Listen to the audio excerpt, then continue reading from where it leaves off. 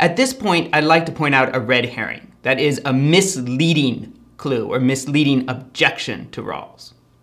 Some people would say Rawls' system is bad because it seems to imply that those who do not work at all should have their welfare maximized, even at the expense of those who work hard. That's actually not accurate. Okay? When Rawls sets up the three principles, he's assuming that we're dealing with competent, capable adults who are engaged in some kind of economic activity. Right? And the background is the idea that the production of goods and services in a modern society is inherently cooperative. Right? That's true in almost any society. Right? But to get something like a modern economy going, you have to have millions of people working at different kinds of jobs.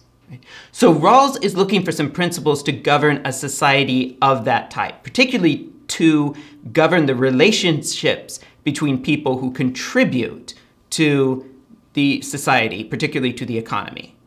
Right? Which means that those who do not work are not exactly included in this system. In fact, those who cannot work would not actually be included under the principles of justice. Right? Rawls seems to come close to saying there actually aren't relations of justice of this type between the majority of people and those who are completely unable to work, especially those who do not have the capacity for adult rational thought. Right?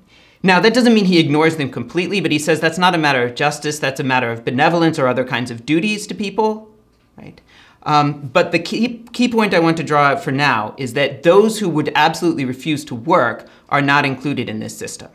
Right? Now, Rawls does think that there needs to be opportunity for employment for everyone.